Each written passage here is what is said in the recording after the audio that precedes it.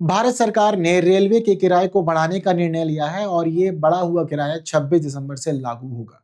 इस दौरान देखने वाली बात यह है कि अभी फिलहाल जो जनरल क्लास है, उस जनरल क्लास के ट्रैवल पे 215 किलोमीटर तक कोई भी फेयर नहीं बढ़ाया गया है, यानी कि आपको पहले की तरह ही सामान्य फेयर देना होगा। लेकिन अगर आप 215 किलोमीटर से ऊपर जाते हैं, तो आपको 1 पैसा पर किलोमीटर के हिसाब से अतिरिक्त चार्ज किया जाएगा।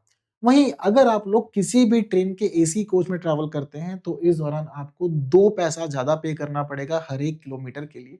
और इसी के साथ अगर आप नॉन एसी क्लासेस में ट्रैवल करते हैं मेल ट्रेन के अंदर, वहीं अगर आप एक्सप्रेस ट्रेन्स में ट्रैवल करते हैं किसी भी कैटेगरी में, तो ऐसी स्थिति में आपको 2 पैसा पर किलोमीटर के हिसाब से ज़्यादा पे करना होगा।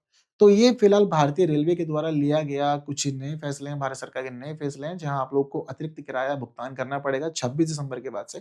26 दिसंबर से पहले जितने लोगों ने अपनी टिकट बुक करवा ली हैं, तो उस दौरान उन लोगों को कोई भी एक्स्ट्रा चार्ज या बदला हुआ चार्ज नहीं देना है। ये चीज़ें 26 दिसंबर से ही लागू होगी।